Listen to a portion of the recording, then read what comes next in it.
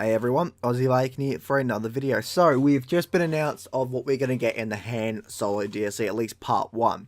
This month, part 1, new map, can't wait, it's going to be the Jabba's Palace, which I love playing from the original game, both 2005 and 2015. Unfortunately, in 2015, I didn't get to play it much because of the fact that the DLC, and unfortunately DLCs didn't have much of a player base, about, or at least around the time when I got the game. But what I did play, I fucking loved, right? New maps, Starfighter Assault, or at least Starfighter game mode offline, which is great. Hopefully it's got objectives in it, because DICE has shown that they can do objectives in the campaign and stuff, so hopefully there's stuff like that, or at least add it in, which they can. And we're going to get new skins and stuff. Now, there's probably more stuff to come. They're not going to blow the whole load, and that's been said, because they give you part 1 this month, part 2 next month, which we're most likely going to get more content, such as Extraction, which a leaker who's got some solid proof lately has said, and I can't wait for that. Extraction was one of the best game modes of the last game, and I can't wait for that. And then we got new Han Solo stuff. But one thing that I want to bring up is a leak on Reddit that we got a few days ago, which is interesting, because looking at it now, he was right, at least for the first month. It seems that he's got real leaks for the first month. So he says stuff like what we're going to get in, say, Season 3, which is going to be Clone Wars, and he says we're going to get Geonosis, which is going to be big and better and awesome. We're going to get some skins for Grievous. Fair enough. And then he talks about what we're going to get this season. Hero vs. Villain 2 vs. 2. That was confirmed. Starfighter on arcade. That was confirmed. Hero Walkers on Starfighter. Hero versus... seems like we're going to get Hero versus each other on Starfighter. Cool. More multiple strike maps, which, we do get, I believe we're going to get with Jabba's Palace. And for Blast as well. Yeah, Jabba's Palace. It also says we're going to get some racing maps and more skins for heroes, which we've improved, which he says here, Lando and Leia, which again was confirmed. Now, here's the thing. Racing maps. We didn't hear anything about racing maps. Unless they got stuff they haven't told us about, that most likely would come in Season 2. But then again, he says this information is a month old, maybe more. So things could change. Perhaps we aren't going to get racing maps, but what would racing maps mean? It's a bit strange, but interesting. Deb's reasons to share it all off, yada, yada, yada, but they need approvals, which is true.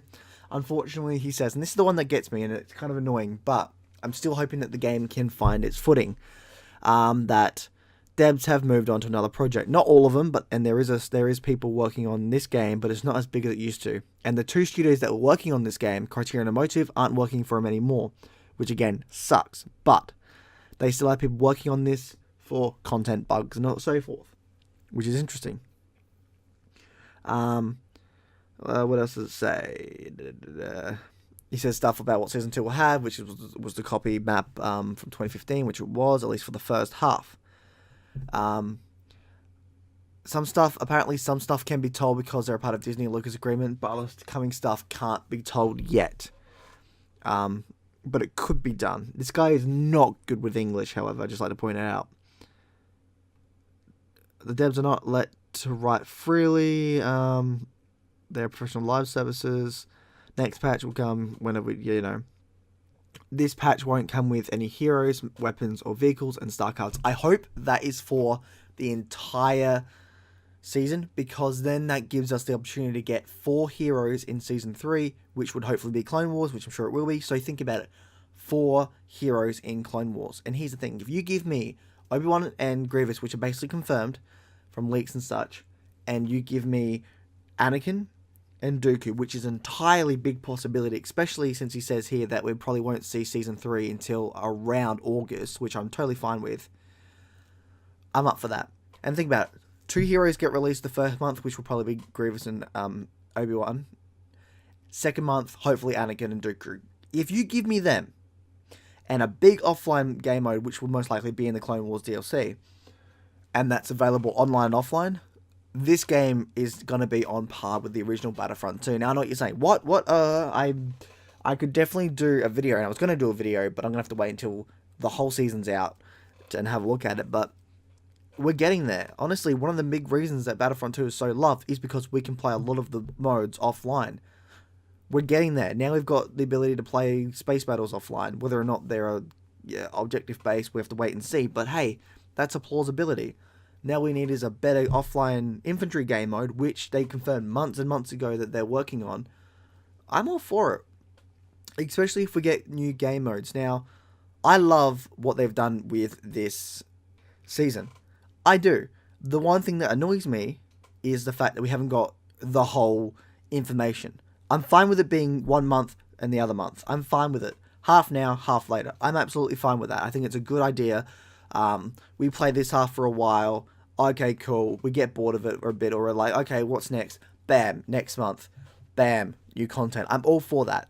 What I'm not for is the fact that they held back information like, oh, we could tell you the information for next month, but we're not. That annoys me. Now, they might change stuff up, I don't know, but that is the only thing that truly annoys me now.